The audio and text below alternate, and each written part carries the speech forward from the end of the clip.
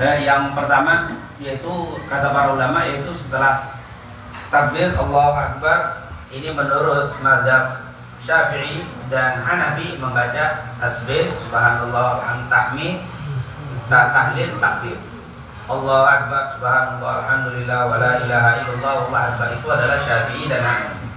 Sementara Hambali Allahu Akbar itu takbir Allahu Akbar, Allahu Akbar, terus Allahumma shalli ala sayyidina Muhammad wa ala sayyidina Muhammad. Jadi berbeda-beda.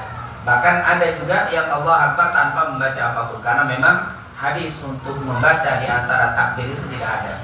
Makanya ulama membuat itu. Dan ini tentunya fikih yang luar biasa.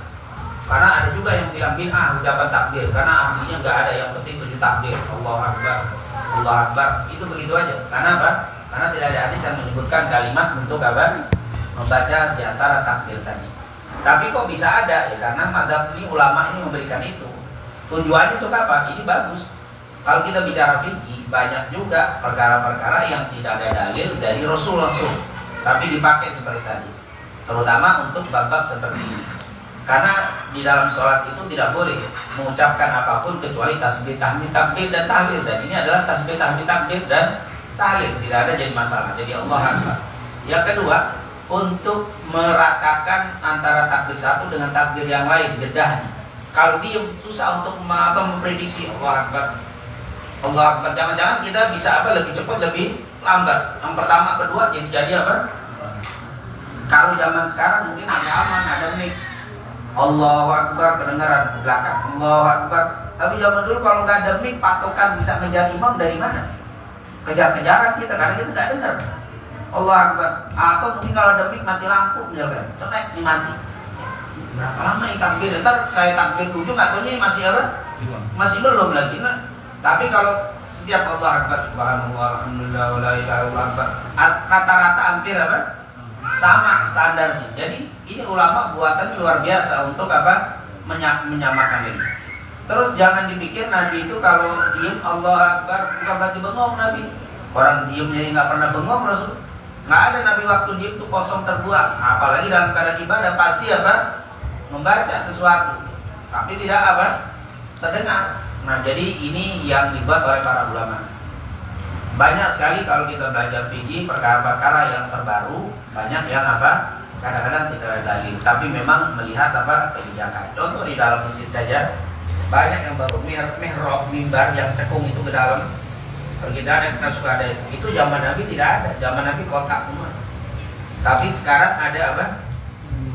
Nah, itu kata Imam Malik, ini bid'ah, zaman Nabi nggak ada kata Imam Malik. Tapi ini bagus, ini sangat bagus kata Imam Malik. Tujuannya apa? Yang pertama untuk orang buta. Kalau orang buta datang pengen nanya, nggak ada orang, dia mau sholat, kiblatnya dari mana? Dia bisa araba. Oh ini cekongan kiblat itu sini, dia bisa apa?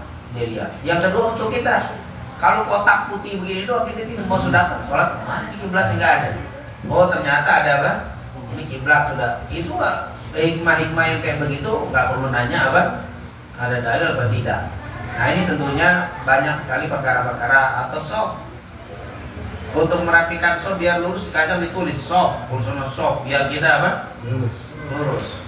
Nah, makanya ada saudara kita pokoknya yang nggak ada zaman Nabi bid'ah, berarti soft itu bid'ah, mihrab bid'ah, semua bid'ah semua karena tidak ada zaman.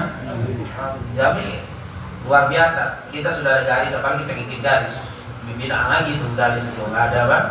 Nah ini tentunya padahal zaman dulu Rasul Shallallahu Alaihi Wasallam beda, sahabat itu biasa perang dia. Biasa itu berbaris itu cepat mereka, walaupun padang pasir nggak ada tandanya, mereka cepat. Mereka tahu masing-masing. Kalau kita udah ada garis aja belok-belok, apalagi nggak pakai apa?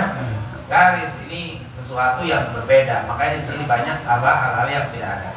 Jadi, nah di sini 7 ini kata para ulama, kebanyakan Allahu Akbar, subhanallah, Allahu Akbar. Jadi nggak ada iftitah dari awal. Allahu Akbar pas yang ke-7 Allahu Akbar baru Allahu Akbar kabira. Jadi plus sama apa? Sama iftitahnya di akhirnya. Jadi yang 8-nya baru apa? Iftitahnya. Kalau yang 5 tentunya tidak ada. Tapi ini kata para ulama sekali lagi iftitahnya itu di akhir. Di akhir apa? Di akhir takbirnya. Jadi di awal tidak ada Allah Akbar, subhanallah, Allah Akbar sampai akhir. Ini kau pendapat ada yang mengatakan bukan 8 dengan iftitah, tapi 7 plus sama apa? Sama iftitahnya. 7 itu sama iftitah. Dalam mazhab Hanafi bukan 3 sama iftitah. Malah sedikit lagi lebih apa? Lebih sedikit. Iya, sedikit 6. Jadi mengatakan bukan 3. Ada yang 6 mazhab Hanafi Hambali. Dia bilang 6 dengan iftitahnya ditambah. Jadi khilaf di antara para ulama yang tidak jadi masalah, tapi yang perlu dicatat kalau seandainya kurang atau lebih tidak boleh diulang. Misalkan kita Allah Akbar, Allah gitu boleh dengan apa? Dengan jari. Misalkan pas saya baru 6 atau baru 5, Bismillahirrahmanirrahim, Alhamdulillah, ternyata kurang. Yang di belakang nggak usah mengucapkan apa? Subhanallah. Tidak perlu diucapkan subhanallah. Biarkan saja 5 apa? Tapi sepakat tidak apa? Batal itu apa? Sholat. Justru kalau dia pas 5, Bismillahirrahmanirrahim, Alhamdulillah, amin, ternyata dia kurang. Diulang lagi, takbir nambah 2, batal.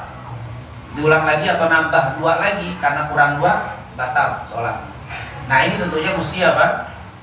Atau di rakaat kedua, Allahu Akbar, Allahu Akbar, Allahu Akbar 5. Atau Allahu Akbar berdiri, tiba-tiba dia baca Fatihah. Terus diingatkan setelah Fatihah dia ulang lagi Allahu Akbar, Allah 5 kali, batal. Jadi kalau sudah terlewat, baik lebih atau kurang tidak perlu apa? Di subhanallah. Jangan-jangan sampai alhamdulillah tadi ini cuma 5, untung saya ingetin subhanallah dia ulang. Gara-gara itu dia balik jadi benar. Apa? Gara-gara itu jadi rusak sholat apa? Makanya yang di belakang imam ini harus apa? Mengerti, harus pintar. Jangan kadang-kadang orang yang nggak ngerti ngotot diterusin Fatihah, imam baca Fatihah di subhanallah lagi, maksudnya disuruh ngulang. Nah imamnya ngerti, nggak usah ulang jalan Fatihah, tapi diterusin subhanallah. Imam bingung nih, diterusin di subhanallah dulu, nggak diterusin apa? Ini balik lagi, ini batal. Nah ini bahaya nih, jadi apa? Nah ini tentunya harus ini bukan masalah pokoknya, kurang lebih kita apa? Lanjut saja, tidak usah. Banyak yang kita dapati, apalagi namanya setahun sekali, kita kadang-kadang apa? Lupa, maka tidak perlu diulang. Sekali lagi tidak perlu diulang takbirnya, karena itu adalah sesuatu yang apa? Yang sunnah, dan itu pun khilaf di antara para apa? Di antara para ulama. Kemudian apakah ada sujud sahwi? Kata ulama tidak. Jadi kalau dia apa? Lupa tadi sudah. Nah, untuk takbir itu saja, tapi kalau lupa dan seterusnya kena seperti sholat biasa. Seperti sholat biasa. Apalagi rakaat pertama kurang, rakaat kedua tambah grogi kurang lagi, sujud sahwi berapa kali itu banyaknya apa? Nah, ternyata ini tidak perlu karena memang ini sekali lagi apa sebuah keringanan alhamdulillah. Karena dalam mazhab sangat-sangat banyak perbedaan di dalam apa takbir. Kemudian berkaitan dengan zakat mal. Zakat